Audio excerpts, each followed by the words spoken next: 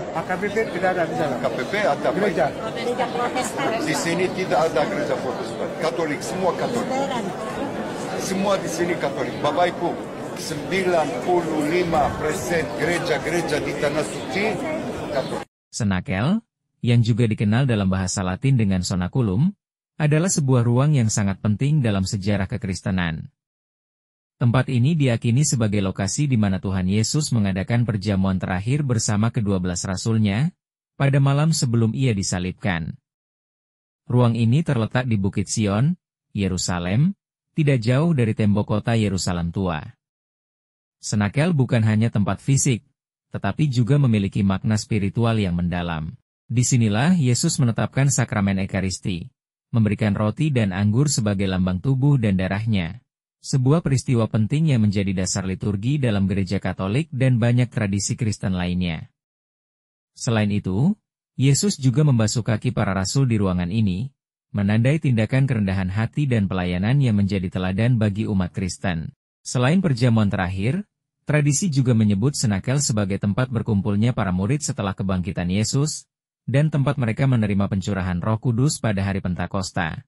Lihat Kisah Para Rasul 2 ayat 1-4. Oleh karena itu, Senakel dianggap sebagai tempat lahirnya gereja perdana. Bangunan yang saat ini berdiri di atas lokasi yang diyakini sebagai Senakel adalah hasil dari beberapa kali renovasi dan pembangunan kembali, termasuk pengaruh arsitektur gotik dari masa Perang Salib. Meski tampilan fisiknya telah banyak berubah sejak zaman Yesus, tempat ini tetap menjadi lokasi ziarah yang sangat dihormati oleh umat Kristen dari seluruh dunia. Mengunjungi atau merenungkan tentang Senakel membawa kita pada inti dari ajaran Kristus, kasih, pengorbanan, dan pelayanan. Di tempat inilah Yesus menunjukkan kasih terbesarnya, bukan hanya lewat kata-kata, tetapi melalui tindakan nyata yang terus dikenang dan dirayakan dalam Ekaristi hingga hari ini. Aku percaya akan Roh Kudus, Gereja Kristus yang kudus, persekutuan para kudus, pengampunan dosa, kebangkitan badan, kehidupan yang kekal.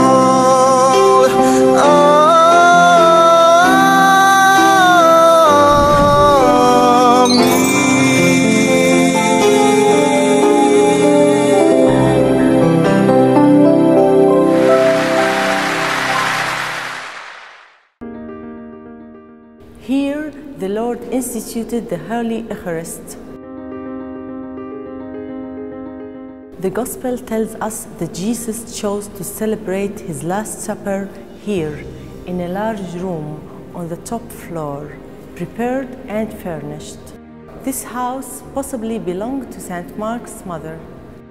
The people at dinner would have been lying down sideways, not sitting, on triclinia, 3 couches forming a U around a central table, leaning on their elbows.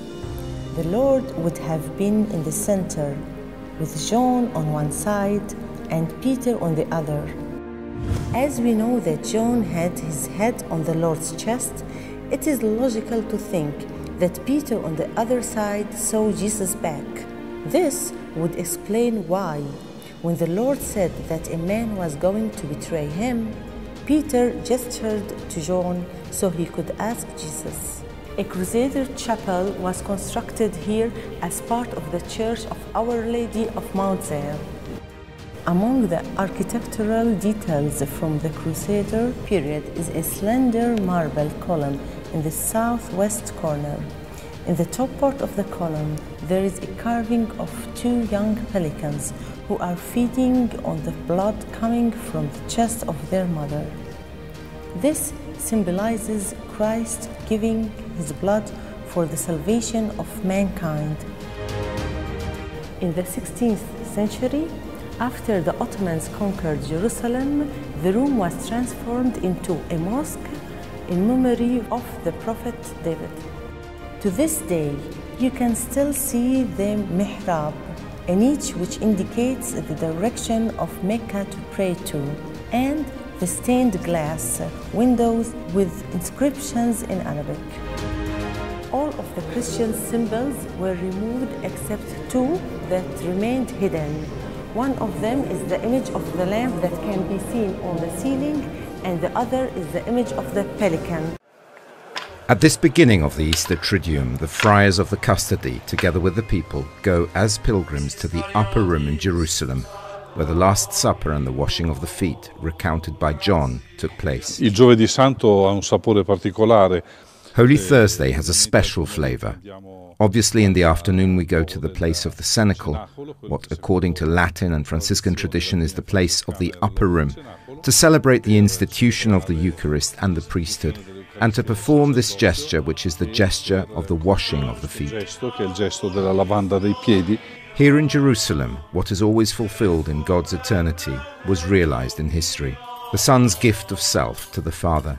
That is why the Eucharist is considered the nourishment of men and angels. The brothers guard for Christian communities the places where this cosmic and historical mystery took place, in the body of Jesus of Nazareth. But the Eucharist as a gift of self also becomes a way of life. Let us always ask ourselves, through what service can I express that I truly love my brothers, my companions, my family, and my community, says the Custos in his homily. In this celebration we want to be nourished by Jesus, to receive him who gives us his body and blood, that is, himself, because if he is alive within us, we too will become capable of loving one another as he has loved us. Returning to the Latin Quarter, the procession of friars and pilgrims stop to greet their Armenian and Syriac Orthodox brethren. Then there is this very nice moment, this pilgrimage that we make to the Armenian community, to St. James's Church, and then also to the Syrian Orthodox community, to St. Mark's Church.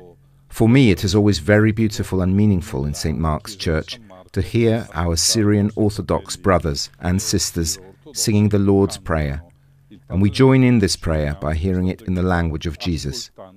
It is something very touching because it takes us back 2,000 years, and takes us back, I would say, right to our Aramaic roots. Proprio alla nostra radice aramaica.